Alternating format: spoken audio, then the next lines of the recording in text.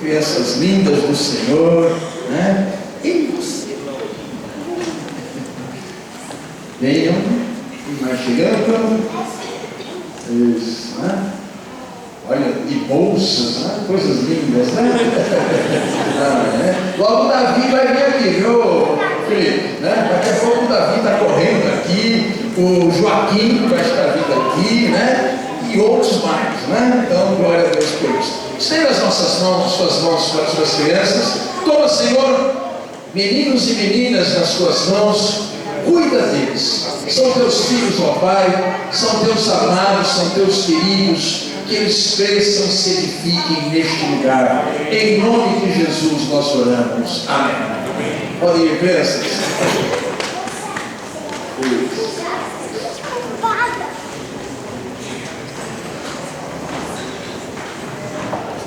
Para a nossa meditação desta noite, amados, abramos a palavra de Deus no Evangelho de João, capítulo 1.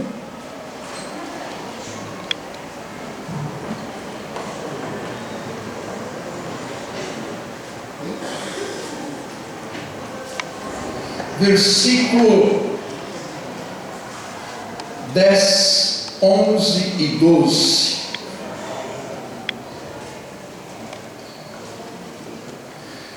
João 1, do verso 10 a 14. Vamos estender até o verso 14.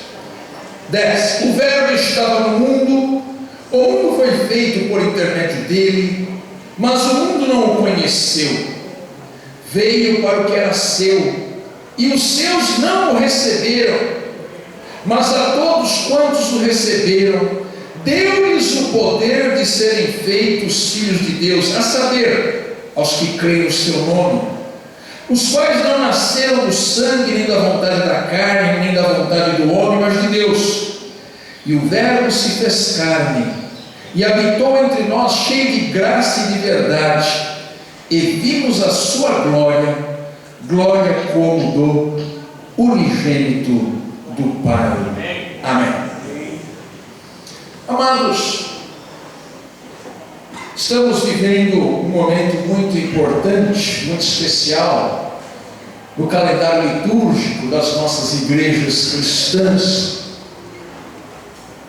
Mas é importante nós sabermos o que de fato estamos comemorando. O que de fato cremos? Que Natal é esse que falamos, que enfeitamos, que acendemos nossas luzes? Que Natal é esse que as pessoas que passam em frente aqui à nossa igreja, elas veem ali luzes piscando e brilhando? O que nós queremos transmitir? O que nós queremos testemunhar ao mundo? E principalmente o que nós estamos vivendo, o que nós estamos vivenciando nesse tempo de advento, nesse tempo de Natal.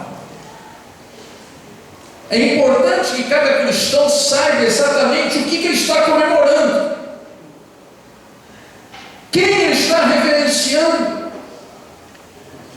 E se não se trata apenas de uma data que eu separo no calendário e depois a minha vida continua igual. Eu quero nessa mensagem falar um pouco lá dos primórdios, de como começou e por que chegou até Jesus, o Messias, o Salvador.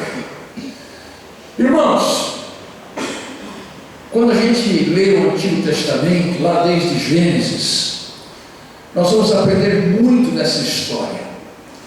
Em uma época imemorial, Deus agiu sobre o caos e as trevas que haviam sobre a terra.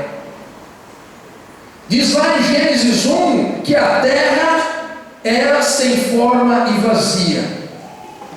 Esta palavra sem forma, Bereshit bara Elohim et Hashamai, que está lá, primeiro verso de Gênesis 1, está dizendo que a terra não tinha forma, não tinha beleza, não tinha uma unidade, era um caos.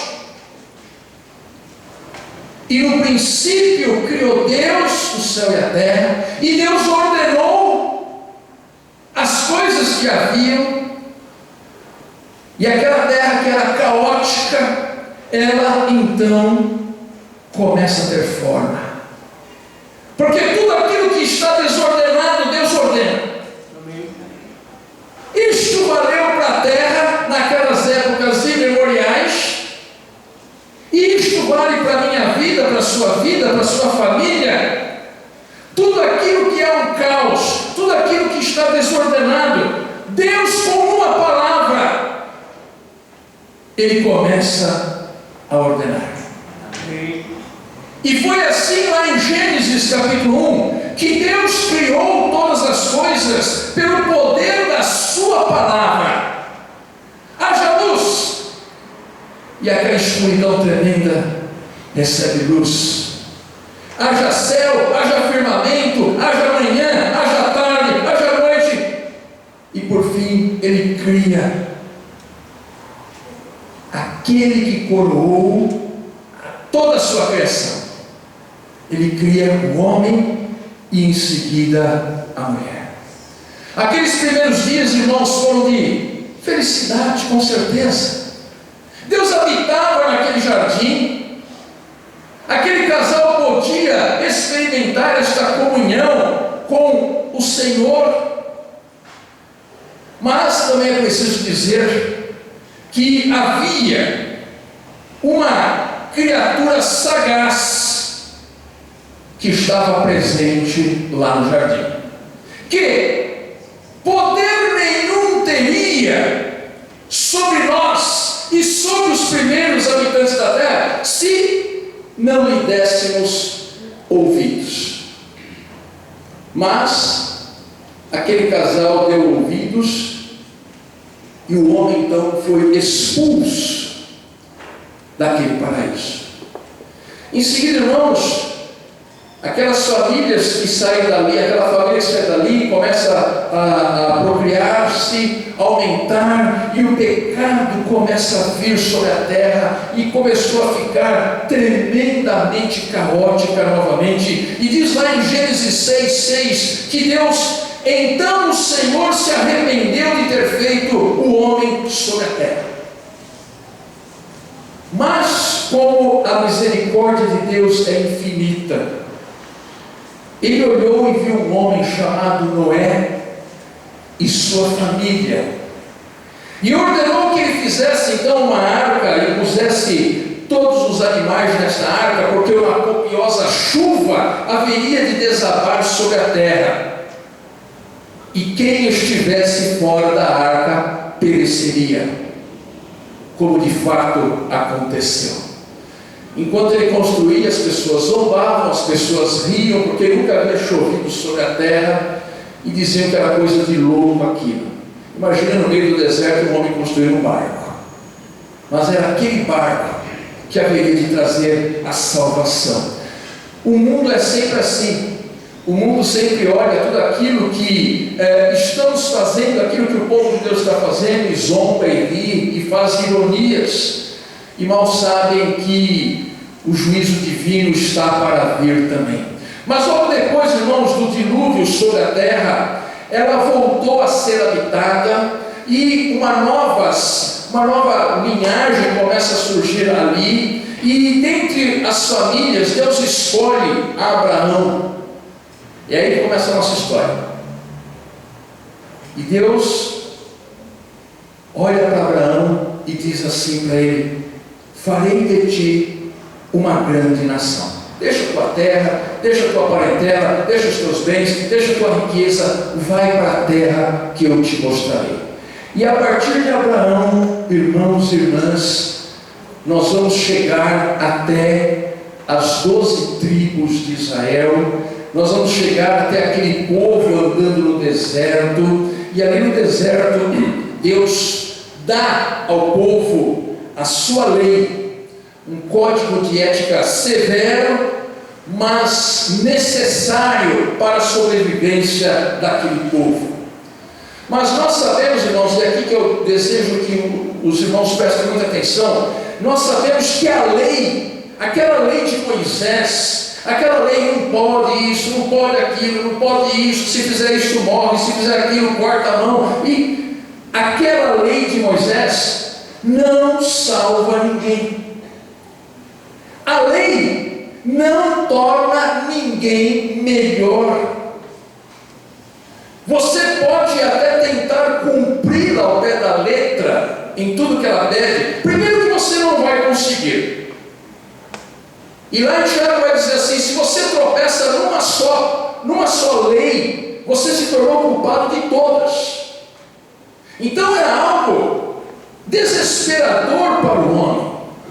E além dele cumprir aquela lei, ele jamais seria uma nova pessoa.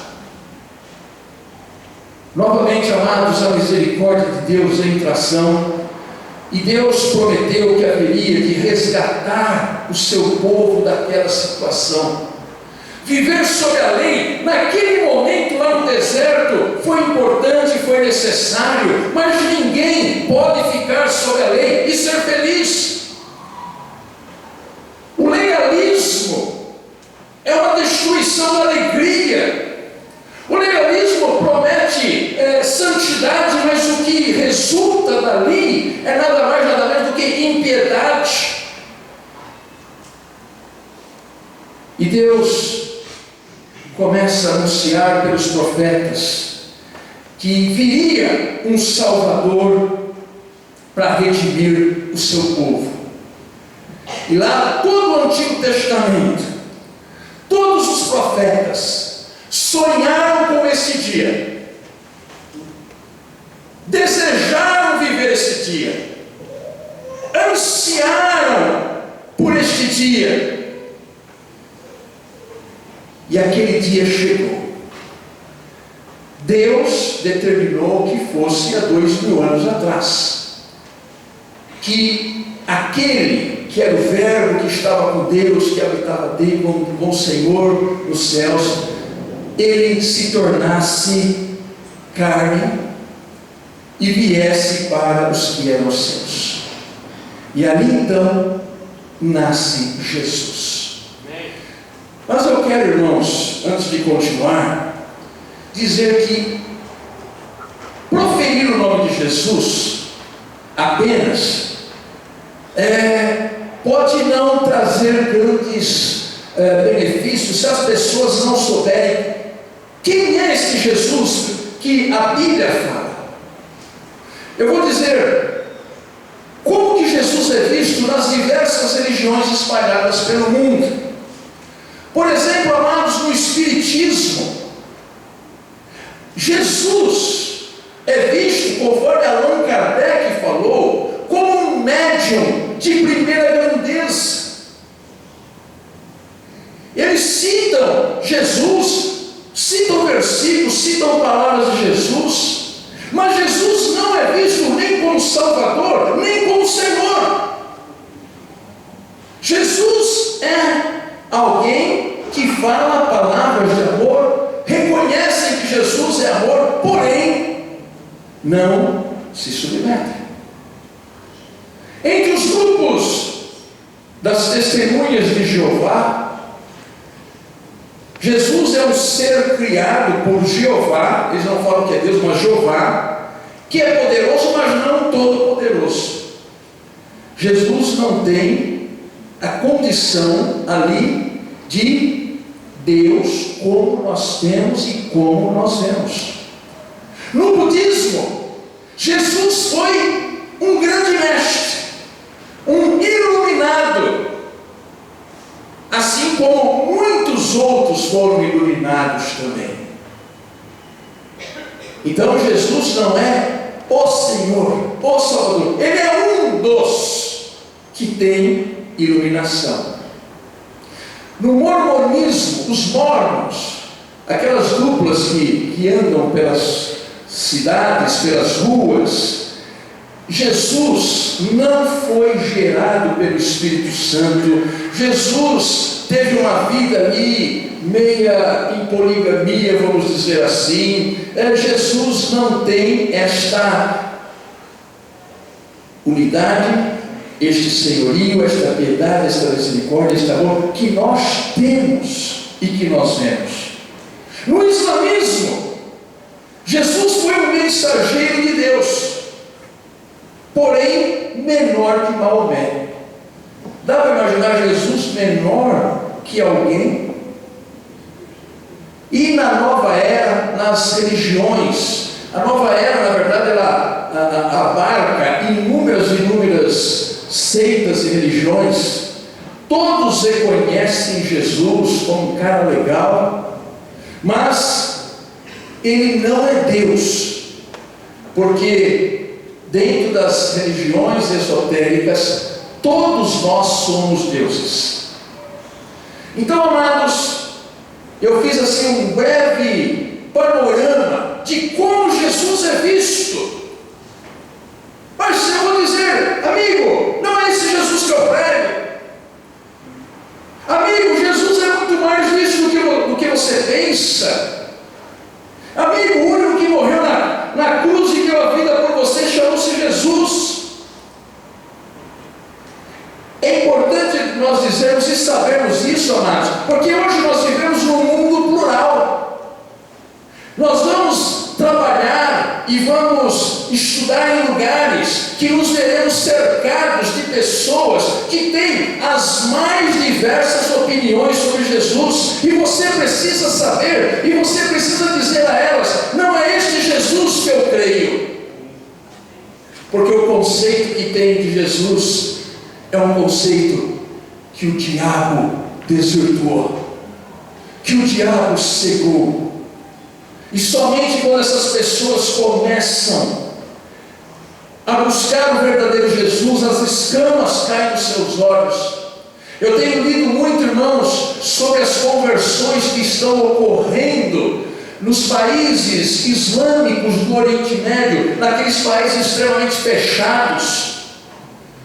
Irmãos, as pessoas estão tendo sonhos com Jesus, estão sonhando com Jesus, e estão se convertendo a Jesus, porque até através de sonhos Deus está tocando aqueles corações. Amém. Nós não podemos entrar lá, não pode haver missionários, não pode haver Bíblias, não pode haver pregações, mas Jesus está entrando ali, e as vidas das pessoas estão sendo transformadas, porque elas estão sonhando com Jesus. Amém. Há um anseio daquele povo por Jesus, há uma curiosidade muito grande por Jesus. Eu tenho acompanhado alguns lugares no mundo. No Egito, irmãos, está havendo uma profunda revolução cristã ali. Jovens, milhares de jovens estão buscando a Deus nas igrejas. Eu assisti um vídeo de uma igreja no Cairo, e o Egito é um país muito fechado. Milhares e milhares de jovens louvando a Deus, cultuando a Deus, adorando o Senhor Jesus. Então, amados, é este Jesus que nós pregamos, é este Jesus que eu quero dizer nesta noite, porque Ele veio. Por que Deus desejou lá no passado que o seu Filho viesse ao mundo? Eu vou começar dizendo por que Ele não veio. Jesus não nasceu para que eu tivesse o recesso de final de ano. Jesus não nasceu para que eu pudesse saciar a minha sede por consumo. Jesus não nasceu para que eu pudesse reunir a minha família em uma refeição onde vai ter muitas coisas para comer e beber. Jesus não nasceu para eu ganhar presente num amigo secreto. Então eu falei rapidamente aqui algumas situações que são muito comuns nos dias de hoje, e que a princípio não haveria nenhum problema se as pessoas soubessem por que Jesus nasceu.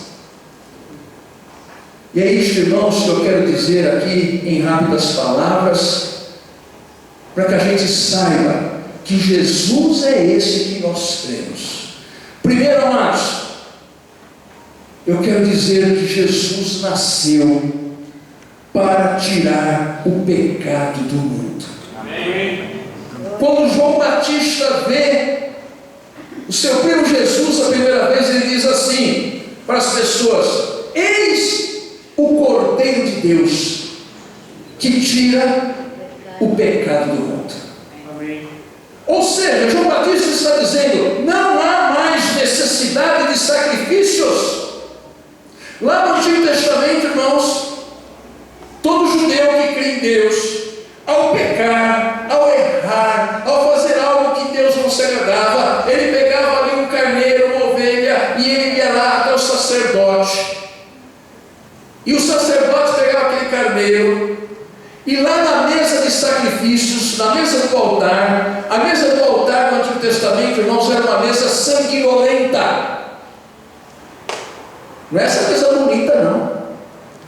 Era uma mesa onde o sangue escorria. Porque no altar do Antigo Testamento não havia a ceia, havia um cordeiro que fora morto pelos meus pecados. E isso precisava ser repetido. E o homem não encontrava paz. Quando Jesus vem, uma única vez o sacrifício é feito. E Deus aceita o sacrifício. E agora o cordeiro está aqui. Esse cordeiro que fez o sacrifício. Eis aqui o Cordeiro de Deus, que tira o pecado do mundo. Tira o meu pecado. Deus diz assim: dos seus pecados eu não mais me lembrarei. Amém. E eu digo: ainda bem. Ainda bem que Deus se esquece dos meus pecados. Então Jesus nasceu para tirar o pecado do mundo. Jesus nasceu para mudar as relações humanas. Não há mais por que viver na dureza da lei, irmãos. A lei é dura. A lei é intolerante. Na lei não existe espaço para a misericórdia. E quanto mais eu me apego à lei, mais duro e inflexível serei. Basta ver as pessoas que são mais apegadas à lei, com elas não tem conversa não. Você errou, você vai pagar. Você errou, você pecou, essa pessoa não vai te perdoar. Porque na lei, irmãos, a coisa ali é dura. Não há espaço para piedade. Não há espaço para misericórdia. Mas quando vem Jesus, essa relação é modificada. Amém. A misericórdia vem em primeiro lugar. A piedade e a compreensão assumem uma importância no viver. E o nosso ser se torna não mais um ser acusador, mas um ser ajudador, um ser conciliador, porque a misericórdia da presença de Jesus no seu coração o leva de encontro ao que erra. Amém. Na lei você não tem chance. Na lei vocês sempre vão lembrar do seu pecado. E se hoje alguém ficar insistindo de lembrar-se do seu pecado, diz assim: eu não sei mais nada. Deus se esqueceu, eu também esqueci, eu não moro mais no meu passado. Porque Jesus é aquele que lhe dá a misericórdia. E depois, irmãos, do evento Jesus, o perdão é possível. Lá na lei, exige-se que o ofensor, exigia-se que o ofensor pagasse em dobro. pagasse olho por olho. Agora não. Agora é possível dizer assim: você errou comigo, irmão, mas eu te perdoo em Cristo Jesus. Amém. Amém. Em Jesus somente é possível dizer: amado, eu não estou concordando com o que você está fazendo, eu não concordo com o que você faz, mas eu te amo em Cristo Jesus. Me dá um abraço aqui. Isso é Jesus, irmãos. Isso é Jesus. Quando Jesus nasce para mim, não apenas o Jesus que nasceu na manjedoura, mas o Jesus que nasceu no meu coração, Ele permite que a minha vida agora seja regida pela misericórdia, Amém. pelo amor, pela conciliação. Terceiro, Jesus nasceu para mudar a nossa religiosidade. O homem verdadeiramente religioso não é mais aquele cumpridor de cerimônias, não é mais o que faz sacrifícios para agradar a Deus. Na verdade, irmãos, toda essa religiosidade, toda a pompa, todo cerimonialismo é vazio quando a pessoa não foi transformada por Jesus. Hoje o verdadeiro homem religioso é aquele que foi transformado por Cristo, é aquele puro de coração, é aquele que tem mãos limpas, olhos puros, intenções puras. A verdadeira religiosidade hoje é aquela que Cristo traz, onde Ele está em nosso meio, Ele reina sobre nós, nós buscamos o seu amor, nós nos submetemos ao seu senhorio e vivemos em paz, e vivemos bem, e vivemos em alegria, e vivemos em harmonia. Sabe por quê? Porque na minha religiosidade, o mais importante não é o que eu faço, mas o mais importante é a presença de Cristo em mim e em você. Você é meu irmão no Senhor. Deus é o nosso Pai, e podemos orar o Pai Nosso por causa de Cristo, e podemos dizer: Pai Nosso que estás no céu. Porque Jesus é aquele que nos irmana. Jesus nasceu também para curar as nossas feridas. Lá em Isaías 53 diz que pelas suas pisaduras fomos sarados. Mas muitas vezes nós colocamos apenas o aspecto físico. Porém, a intenção do texto é demonstrar que a presença de Cristo cura a maior doença de todas, que sou eu. Eu não tenho um problema de doença, eu sou a doença.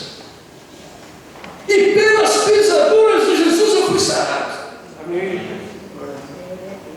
Pelas pisaduras de Jesus, irmão e irmã, vocês foram sarados também. Fomos curados. O mal que havia em nós foi tirado.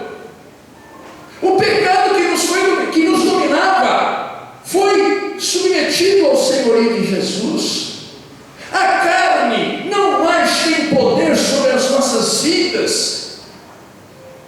Por isso eu digo, amados, Jesus nasceu para curar as nossas feridas, os nossos traumas, as nossas chagas. Quantas vezes, amados, nós olhamos para as pessoas e nós não sabemos o tamanho da dor que está dentro dela, porque ela foi ferida, ela foi humilhada, ela foi machucada, e há uma tremenda chaga aberta dentro do seu coração, que nada conseguia curá-la. Mas quando Jesus vem e entra, Ele cura. Amém. Ele sai, irmãos. Por isso eu digo, se você conhece pessoas que estão vivendo mal, que estão vivendo nas suas dores, que já buscaram todas as alternativas, e inclusive buscaram coisas que Deus abomina, chama essa pessoa para conhecer o Cristo que você conhece, o Cristo que você cultua. Porque o mesmo Cristo que curou as suas chagas e feridas, Ele haverá de curar essas pessoas também. Amém. Não é você que vai fazer essa obra, é Deus. Mas compete a você levar Cristo até essa pessoa. E eu termino dizendo que Jesus nasceu para transformar o nosso modo de viver. 2 Coríntios 5,17, o apóstolo Paulo diz assim: assim é, se alguém está em Cristo, nova criatura. Estar em Cristo, viver em Cristo, ter fome de Cristo, alimentar-se de Cristo. Quem faz isso é nova criatura, e as coisas velhas já passaram, eis que se fizeram novas. É nesse Jesus que eu creio, amados. Eu posso acender minhas luzinhas de Natal na minha casa, fazer minha árvore de Natal, porque esse Jesus mudou a minha vida. Amém. Nós podemos sim fazer todos esses enfeites para dizer ao mundo assim: ó, vem aqui, que aqui tem Jesus. Não é o Jesus da Casas Bahia, não é o Jesus da Coca-Cola, o Jesus de Papai Noel, mas o Jesus que transforma vidas, transforma corações, muda as nossas relações, muda as nossas perspectivas, muda as nossas prioridades, tira os nossos temores e nos diz: vinde a mim, todos que estão cansados e sobrecarregados, e eu vos aliviarei. É nesse Deus que eu creio. É nesse Cristo que eu prego, e é nesse Jesus que eu vou comemorar o Natal. Quem puder comer uma comidinha um pouquinho mais gostosa, é bom. Mas se não puder, não tem problema nenhum. Porque o importante, irmãos, é a presença de Cristo Jesus na sua casa. Não é o peru de Natal que é importante. Não é o panetone em Bauru que é importante. O importante é Jesus Cristo dentro da sua casa. Amém? Feche os seus olhos, oremos ao Senhor. Amado Jesus, quão bom é poder anunciar o Natal. Anunciar o Natal de Jesus Cristo. Anunciar o Natal daquele que um dia veio e reinou sobre as nossas vidas. Anunciar o Natal daquele que curou as nossas feridas, que curou o nosso ser. Nós éramos puras doentes, mas o Senhor nos curou, o Senhor nos salvou, o Senhor nos deu uma oportunidade nova. Alimente-se de Cristo, irmão. Busque Jesus, irmã. Não se canse de adorar, de glorificar, de louvar o nome do Senhor Jesus. Não se canse de buscá-lo, não se canse de cultuá-lo. Vá aos cultos da sua igreja, busque o Senhor na sua casa, no seu lar, na palavra de Deus. Ele quer reinar na sua vida. Natal é isto, Cristo reinando em nossos corações. Natal é isto, Jesus nascendo dentro de nós de uma forma maravilhosa. Sim, ó Deus, muito obrigado, porque nós estamos no meio de um povo que entende que é este Jesus que nós pregamos, e é no nome dele que nós oramos. Amém. Amém. Amém. Sabedores então de que o Senhor se agrada de estar em meio aos seus filhos, nós estaremos então celebrando agora a ceia do Senhor.